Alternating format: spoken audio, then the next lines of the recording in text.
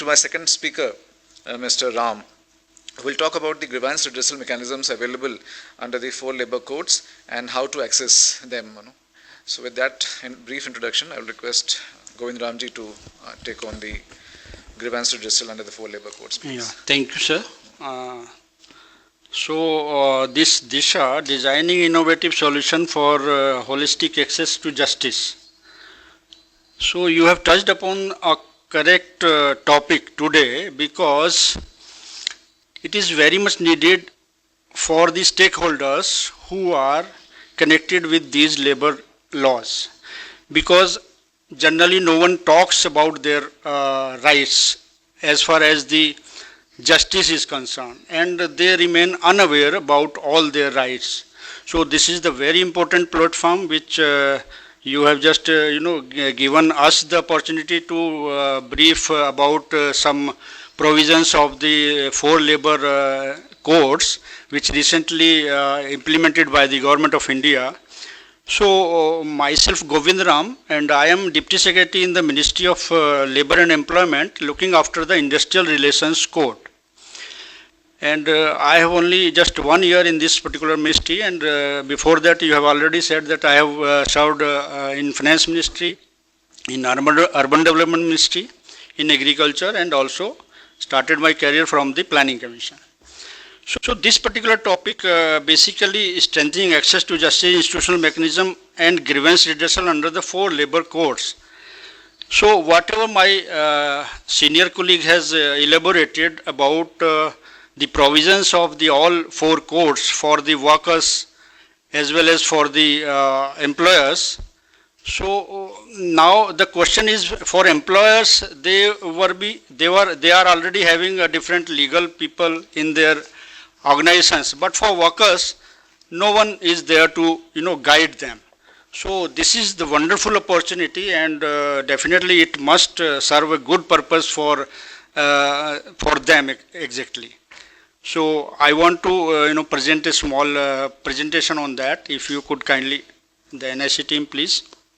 So Ministry of Labour and Employment, so one of the oldest ministries is functioning to ensure improving life and dignity of workers. As my friend has already explained everything about these 4 labor laws, because today is the need of the hour that we have to modify our old enactments. Why? Because one, there is a need as per the economic situation of this country, and secondly, what were the redundant in all earlier old laws which are around 100 years old even, because in the Industrial Relations Code we have now one act was Trade Unions Act 1926. So everything is changed now. At that time, the British era, the thoughts were different. But now everything is changed, so that is why it is very much needed. So we have implemented all these 4 codes now, because on the 21st of November 2025, we have enacted all these 4 codes, and now on the 8th of May, we have published all rules relating to all these 4 codes. So now everything is in public domain. So I think I would request everyone to read all these documents, because these are already available in the public documents, and try to give knowledge to others who need about these enactments, especially the labor workforce. So I want to present my paper on that only. So as regards to grievance redressal and institutional mechanism is concerned, so we have 4 codes, and this Industrial Relations Code is one of the important code. Why this is one of the important code? Because it maintains peace and harmony, because whenever any struck in the industry, so it will both way affect. It will affect the worker as well as it will affect the economy. So this industrial code is one of the important code who try to resolve all the grievances which are coming to this in the form of industrial dispute. So industrial dispute covers maximum aspects, the disputes between employer and employer, disputes between employer and employee, disputes between worker and worker, disputes between trade unions as well.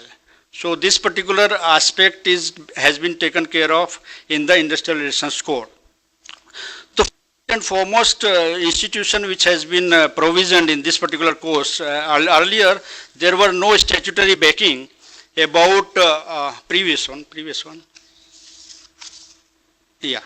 So earlier there were no statutory backing as regards to the trade unions recognition is concerned. So earlier we were just handling it through some executive or some voluntary aspects, but now in this particular code, Industrial Relations Code, the first mechanism which have been given the statutory backing, it is the recognition of negotiating union and negotiating councils. So already Jaina ji has told you about the provisions of the Industrial Relations Code, but this is one of the important code, one of the important provision. Why? Everywhere you will find the trade unions, everywhere you will find disputes, and there are some differences between the trade unions, workers as well as with the employer. So now this recognition will give you the platform where they can bargain on the workers' interest with the employer. So this platform will give you transparency, and in negotiating union, the election will be held by the employer, and then only the negotiating union will be recognized. So that is also one the democratic way. And negotiating councils, where it happens that you will not get the 51%, because the criteria for negotiating union is 51%. So sometimes it happens you will not get 51%. So then another concept has also devised. What negotiating council means? If you have get 20%, then you will have one member in the council as well. So likewise, we can have 5 members in that particular council. So by involving all trade unions in that particular industry, so that all demands of the workers can be put forth before the employer. So this is one of the important reforms which the government has done. Yeah, next please. First question comes into the mind of the worker that, okay, I got so many provisions in the various codes as my friend has told, where I will go? If some dispute is there, if some problem is there, then where I will go?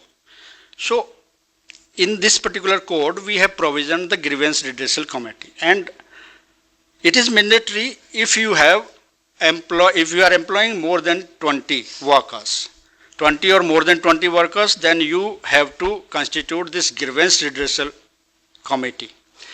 And this grievance redressal committee itself have representatives from the employers as well as representatives from the workers. So it is a body which will provide you the immediate redressal of your grievance, so that it should not, convert into a big dispute. So this is first and foremost body, and it is compulsory for all industrial establishments to constitute. And more importantly, women also should be a part of this particular committee in proportion to their strength in the industrial establishment. So here the worker can apply, can represent himself for any of the grievances which requires address by the employer. Yeah, next please. Then another, we have given one works committee is there, because in the bigger organizations where the staff strength is more, where the worker strength is 100 or more than 100, so in such organizations, because if you are having more, बहुत बहुत धन्यवाद sir, आपने बहुत अच्छा काम मुझे बता दिया. मुझे हिंदी में ज़रूर बोलना चाहिए था, बिकॉज मैं जिसको एड्रेस कर रहा हूँ उनको समझ में नहीं आएगा तो दिक्कत हो जाएगी. मैं सारा हिंदी में बोलूँगा अभी, ठीक है. तो अभी वर्क्स कमेटी जो है सर, वर्क्स कमेटी बेसिकली उन ऑर्गेनाइजेशन में हम लोग करते हैं जहाँ पे ज़्यादा स्ट्रेंथ है. ज़्यादा स्ट्रेंथ का मतलब इसलिए है कि वहाँ पे वर्कर्स हमारा बहुत ज़्यादा, मतलब हम इनोसेंट है, उसको कोई भी मिसगाइड कर सकता है, ट्रेड यूनियंस या कोई भी मिसक्रिएंट व्यक्ति उसको मिसगाइड कर सकता है, तो वर्क्स कमेटी बनाने का प्रोविज़न सरकार एक आदेश देगी उस पर्टिकुलर इंडस्ट्री को जिसमें 100 या 100 से ज़्यादा वर्कर हैं, उसमें एक वर्क्स कमेटी भी बनाई जाएगी। और उस वर्क कमेटी का काम केवल और केवल क्या होगा कि पूरा इंडस्ट्रियल पीस एंड हार्मोनी को मेंटेन रखे, कॉमन इंटरेस्ट के जो इश्यूज़ हैं उन इश्यूज़ को वो एड्रेस करें। So this is one of the important committee कि जो कि पीस एंड हार्मोनी को मेंटेन करने में हमारी मदद करेगी। और ये दोनों कमेटियाँ इन हाउस कमेटी हैं, इंडस्ट्री में ही इंडस्ट्री एम्प्लॉयर को बनानी है। अच्छा, अब अगर हम लोग वर्क्स कमेटी में सॉल्व नहीं हो पाया मुद्दा, अगर हमारा ग्रीवेंस रिड्रेसल कमेटी में सॉल्व नहीं हो पाया मुद्दा, तो हम लोग जा सकते हैं लेबर मशीनरी के पास। अब लेबर मशीनरी हमने इसमें कॉन्सिलेशन ऑफिसर पहले भी थे, अभी भी कॉन्सिलेशन ऑफिसर्स हैं, लेकिन अभी हमने इनका जो काम है वो एक टाइम इनको दे दिया है 45 डेज कि 45 दिन में आप उस मुद्दे को सॉल्व करेंगे। अगर आप उसको 45 दिन में सॉल्व नहीं करते हैं तो जो भी पार्टी है, एग्रीव्ड पार्टी है, वर्कर है, वो फ्री है कि वो ट्राइब्यूनल में चला जा सकता है। पहले ऐसा नहीं था, पहले वो ट्राइब्यूनल में सीधा नहीं जा सकता था, उसको सरकार से रेफर कराना पड़ता था अपना मैटर, वो भी उस केस में जिस केस में फेल्योर हो जाए सेटलमेंट। अब कॉन्सिलर ऑफिसर क्या करता है, एक मीडिएटिंग ऑफिसर है खासतौर से, क्योंकि सरकार ने आपको सुविधा प्रदान की गई है, ये फ्री ऑफ कॉस्ट है। वर्कर के चीज़ों को ध्यान में रखते हुए ये जितनी मशीनरी आप इसमें पाएंगे चारों कोड के अंदर, इसमें वर्कर को कोई पैसा नहीं देना है और वो सीधे जा सकता है। कुछ मैटर्स पे वो ट्रेड यूनियन के थ्रू जा सकता है, लेकिन कुछ मैटर्स जो डिसमिसल, रिट्रेंचमेंट, इस टर्मिनेशन से संबंधित हैं उसमें ट्रेड यूनियन की भी आवश्यकता नहीं है, वो सीधे जा सकता है। सो कुछ मुद्दे हैं जो ट्रेड यूनियन के मार्फत होंगे क्योंकि वो कॉमन इंटरेस्ट से कहीं ना कहीं अफेक्ट करते हैं। ये कॉन्सिलेशन ऑफिसर्स का काम होगा जो हमारी लेबर मशीनरी का पार्ट है, थ्रू आउट इंडिया में अवेलेबल है, सेंट्रल स्फेयर में, और स्टेट गवर्नमेंट भी इस तरीके के कॉन्सिलेशन ऑफिसर्स बनाएगी। और वर्क्स कमेटी और ग्रीवेंस रिड्रेसल कमेटी भी, स्टेट गवर्नमेंट भी इसको पूरी तरह से रेगुलेट करेगी। सारे स्टेट ऑर्गेनाइजेशंस में, इंडस्ट्रीज़ में भी इसको बनाया जाना है। उसके बाद हम आते हैं इंडस्ट्रियल ट्राइब्यूनल्स पे। अब इंडस्ट्रियल ट्राइब्यूनल्स तो पहले हम लोग कह रहे थे कि इंडस्ट्रियल ट्राइब्यूनल्स हैं हमारे पास, लेकिन इन कानूनों में जो बदलाव किया गया है वो ये है कि एक तो कुछ मुद्दों में जो कर्मचारी, जो हमारा वर्कर है, वो सीधा सीधा ट्राइब्यूनल्स में भी जा सकता है। जैसे कि मैंने बताया आपको, रिट्रेंचमेंट के केस में, डिसमिसल के केस में और टर्मिनेशन के केस में, जो आपके जो पूरा का पूरा इनकम आपका लॉस हो गया इन सब एक्शंस की वजह से एम्प्लॉयर के, वो सीधा इंडस्ट्रियल ट्राइब्यूनल में भी अप्रोच कर सकता है। अब इंडस्ट्रियल ट्राइब्यूनल्स को भी कोशिश किया जा रहा है कि उसको भी हम लोग अच्छा स्ट्रेंथन करें, और इस कानून के माध्यम से हम लोगों ने इंडस्ट्रियल ट्राइब्यूनल को बना दिया है 2 मेंबर ट्राइब्यूनल। पहले केवल 1 मेंबर ट्राइब्यूनल था, अब हमने बना दिया है 2 मेंबर ट्राइब्यूनल, और जिसके अंदर एक जुडिशल मेंबर होगा और जिसके अंदर एक एडमिनिस्ट्रेटिव मेंबर होगा। तो इसमें जो मामले रखे जाएंगे, अगर आपका कंसलेशन ऑफिसर्स के थ्रू 45 दिन में कोई भी नहीं हो पाया है सॉल्यूशन, तो आप ट्राइब्यूनल में सीधा चले जाएंगे। अगर कंसलेशन ऑफिसर्स ने कोशिश किया लेकिन सेटलमेंट एम्प्लॉयर के बीच में और वर्कर के बीच में सेटलमेंट नहीं हो पाया है, तो भी जो भी एग्री पार्टी है दोनों में से कोई भी ट्राइब्यूनल में चला जाएगा। सो ये प्रावधान हमने ट्राइब्यूनल्स के लिए किए हैं, जो बहुत ही इम्पोर्टेंट प्रावधान है, और जिसमें 2 मेंबर्स बनाने के उपरांत हमें बहुत सुविधा मिलने वाली है। हमारे जो केसेस लंबित पड़े हैं उनको भी हम लोग शीघ्र निपटारा किया जा सकता है। और नेशनल इंडस्ट्रियल ट्राइब्यूनल बनाने का है, वो तो पहले से भी हमारा चल रहा है, लेकिन इसमें भी प्रावधान किया गया है सेम, और इसमें नेशनल इंडस्ट्रियल ट्राइब्यूनल में भी सेम प्रोविजंस हैं, जिसके अंदर 2 मेंबर ट्राइब्यूनल है ये भी, इसमें भी एडमिनिस्ट्रेटिव मेंबर होगा और जुडिशल मेंबर होगा, लेकिन इसमें मुद्दे वो रखे जाएंगे जो नेशनल इंपॉर्टेंस के मुद्दे होंगे, और या फिर 2 या 2 से ज़्यादा स्टेट्स के अंदर उसमें अफेक्ट होएंगी इंडस्ट्रियल एस्टेब्लिशमेंट, वो मुद्दे इसमें, ये नेशनल इंडस्ट्रियल ट्राइब्यूनल में वो मुद्दे रेफरेंस के थ्रू ही जाएंगे। बस ये इसमें थोड़ा सा फर्क है। इसके बाद आप देखेंगे वॉलंटियर आर्बिट्रेशन की भी इसमें प्रावधान किया गया है। वॉलंटियर आर्बिट्रेशन क्या है भाई, आप नहीं जाना चाहते लेबर मशीनरी के पास, आप नहीं जाना चाहते ट्राइब्यूनल के पास, आप ठीक है एम्प्लॉयर आप बैठिए, वर्कर बैठिए, या ट्रेड यूनियन और एम्प्लॉयर बैठिए, भाई ठीक है हम आपस में नहीं सुलझा पा रहे हैं, एक आर्बिट्रेटर अपॉइंट कर लेते हैं, वो जैसे कहेगा हम उसकी बात मान लेंगे। तो ये भी एक बहुत ही जो है ट्रेडिशनल तरीका जो रहा है, अभी तक का सक्सेसफुल ट्रेडिशनल तरीका रहा है कि जहाँ नहीं थर्ड पार्टी को ज़्यादा इन्वॉल्व करना चाहते हैं तो एक न्यूट्रल आदमी को आप लेंगे और उससे अपना फैसला करा लेंगे। तो ये इसका भी प्रावधान इसमें किया गया है। अब मैं बात करूंगा कोड ऑन वेजेस की, क्योंकि कोड ऑन वेजेस में भी कुछ अथॉरिटीज़ बनाई गई हैं। कुछ मुद्दे जो इंडस्ट्रियल डिस्प्यूट के माध्यम से सीधा सीधा IR कोड में आ जाते हैं, उसका जिक्र मैंने आपको कर दिया। लेकिन कुछ मुद्दे ऐसे हैं जो सीधा सीधा भाई टाइम पे पेमेंट नहीं मिला, या कम पेमेंट मिल रहा है मिनिमम वेज से, या मैटरनिटी बेनिफिट्स, या कुछ और ऐसे मुद्दे हैं जो इस पर्टिकुलर कोड में दिए गए हैं, उनको इस पर्टिकुलर कोड में ही प्रावधान किया गया है। कुछ अथॉरिटीज़ बनाई गई हैं, वो अथॉरिटीज़ को सुनेंगे। Next please. अब इसमें जैसे एक इंस्टीट्यूशनल मैकेनिज्म बनाया गया, एडवाइजरी बोर्ड बनाया गया, जैसे अभी हमारे जैना साहब ने जो सीनियर हमारे कुलीग हैं उन्होंने बताया कि सेंट्रल एडवाइजरी बोर्ड बनेगा, स्टेट एडवाइजरी बोर्ड भी बनेगा। तो ये बोर्ड जो है मुख्यतः केंद्र सरकार को एडवाइज करेंगे और राज्य सरकारों को एडवाइज करेंगे कि मिनिमम वेज कितना होना चाहिए, एम्प्लॉयमेंट अपॉर्चुनिटीज़ के ऊपर क्या हमारा नीति होना चाहिए, क्या हमारा स्कीम्स होना चाहिए। इस पे वो मोटे तौर पे केंद्र सरकार को, राज्य सरकार को अपनी सलाह देगा। इसमें एक सिस्टम लाया गया है इंस्पेक्टर कम फैसिलिटेटर का। इसमें भी बेसिकली अभी जैना जी ने बता दिया, इसमें मैं ज़्यादा नहीं जाऊंगा क्योंकि अब वो इंस्पेक्टर नहीं है, अब वो फैसिलिटेटर भी है। तो फैसिलिटेटर केवल एम्प्लॉयर के लिए ही नहीं है, वो वर्कर के लिए भी है। या नेक्स्ट प्लीज। अब इसमें जो मुख्य बात मुझे बतानी है, क्लेम्स अथॉरिटी इसमें दिया गया है। क्लेम्स अथॉरिटी क्या देखेगा? आपका डिलेड वेजेस हुआ है, नॉन पेमेंट ऑफ वेजेस हुआ है, लेस देन मिनिमम वेजेस हुआ है, या बोनस के डिस्प्यूट हैं। ये स्पेसिफिक डिस्प्यूट्स क्लेम्स अथॉरिटी जो सरकार नोटिफाई कर रही है वो इसको सुन लेगा। इसी तरह अगर एम्प्लॉयर या वर्कर सेटिस्फाई नहीं है क्लेम्स अथॉरिटी से, तो अपेलेट अथॉरिटी का भी प्रावधान किया गया है। अपेलेट अथॉरिटी में भी जाके वो सुना जा सकता है उसका मुद्दा। Next please. अब कोड ऑन सोशल सिक्योरिटी, जो अभी आपको सारी चीज़ें बताई, ESI और PF और मैटरनिटी बेनिफिट्स और अनऑर्गेनाइज सेक्टर, जो मेजर इसके अंदर प्रावधान किया गया है, इसको कवर किया गया है इसमें। आपका 80% से ज़्यादा जो वर्क फोर्स है, इसके द्वारा उसको वेलफेयर स्कीम का बहुत बड़ा फायदा मिलने वाला है। Next please. ये इसका एक मैकेनिज्म जो है बनाया गया है सोशल सिक्योरिटी बोर्ड में कि इससे रिलेटेड जो चीज़ें होंगी उसको कैसे सुना जाएगा।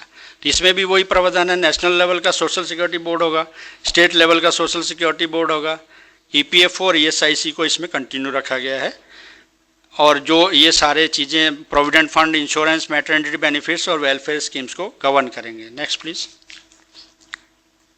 इसमें भी 2 अथॉरिटीज़ बनाई गई हैं, कॉम्पिटेंट अथॉरिटीज़ और अपेलेट अथॉरिटीज़, जो ग्रेचुइटी से संबंधित समस्याओं को सुनेंगी और सुलझाएंगी। Next please. इसमें भी सेम इंस्पेक्टर कम फैसिलिटेटर का सिमिलर प्रोविज़न है और अपेलेट अथॉरिटी भी इसमें अलग से दिया गया है कि ये जो बेनिफिट्स होंगे वो अपेलेट अथॉरिटी, अगर मान लीजिए आप सेटिस्फाई नहीं है इंस्पेक्टर के इंस्पेक्शन रिपोर्ट से या किसी से, तो आप अपेलेट अथॉरिटी में अपील कर सकते हैं। Next please. ये OSH कोड एक इम्पोर्टेंट कोड है कि जो आपका जो वर्क प्लेस है, बेसिकली ये आपको एक प्रिवेंटिव प्रोटेक्शन देता है कि आपका वर्क प्लेस कैसा होना चाहिए, उसके लिए आपने किस प्रकार की सावधानियां रखनी चाहिए, वर्कर के हजार्ड्स को आप कैसे आप कम कर सकते हैं। ये पर्टिकुलर कोड उस बारे में बात करता है। Next please. इसमें भी इंस्टीट्यूशनल मैकेनिज्म दिया गया है। नेशनल लेवल का बोर्ड बनेगा, एडवाइजरी बोर्ड, उसी तरह स्टेट लेवल का भी एडवाइजरी बोर्ड बनेगा। इसमें इम्पोर्टेंट जो प्रोविज़न है, सेफ्टी कमेटी एक बनेगी उन ऑर्गेनाइजेशन में जो 500 से ज़्यादा वर्कर्स हैं जहाँ पे, और माइंस के लिए अलग से सेफ्टी कमेटी बनेगी, क्योंकि माइंस में अलग तरह का हैजार्ड्स है और बाकी इंडस्ट्री में अलग तरह का हैजार्ड्स है। तो दोनों के लिए अलग अलग तरह की कमेटीज़ का प्रावधान किया गया है, जो वर्कर्स जिस एनवायरनमेंट में काम कर रहा है उस एनवायरनमेंट को किस प्रकार से सुरक्षित बनाया जाए। और इसमें डेजिग्नेटेड अथॉरिटीज़ और अपेलेट अथॉरिटीज़ का सिमिलर प्रोविज़न है, जैसे आप पिछले कानूनों में देख रहे थे। Next please. Inspector come facilitator का भी सेम ही इसमें प्रोविज़न है। मतलब आप देखेंगे कि बाकी 3 कोड में और इंडस्ट्रियल रिलेशंस कोड जो एक बड़ा एम्बिट है, और बाकी 3 कोड में इंस्पेक्टर कम फैसिलिटेटर के जरिए आप प्रिवेंटिव चीज़ों को कर लेंगे इनकी इंस्पेक्शन रिपोर्ट के हिसाब से। Next please sir, thank you so much for giving me this opportunity, thank you. बस एक चीज़ मैं और ऐड करना चाह रहा था इसमें, वो ये है कि इन सब के लिए इलेक्ट्रॉनिक प्लेटफॉर्म बना दिया गया है। वर्कर को किसी के पास धक्के खाने की आवश्यकता नहीं होगी। वो समाधान का एक पोर्टल हमारा है, वो बहुत रिवैम्प कर दिया गया है। उस समाधान के पोर्टल पे वो अपने घर पे बैठ के, अपने वर्क प्लेस पे बैठ के भी डिस्प्यूट रेज कर सकता है। किसी भी तरह का डिस्प्यूट अगर लेबर मशीनरी से है, वो उस पर डिस्प्यूट रेज कर सकता है और उसको उसी माध्यम से, इन्हीं अथॉरिटीज़ के माध्यम से उसका समाधान किया जाएगा। धन्यवाद।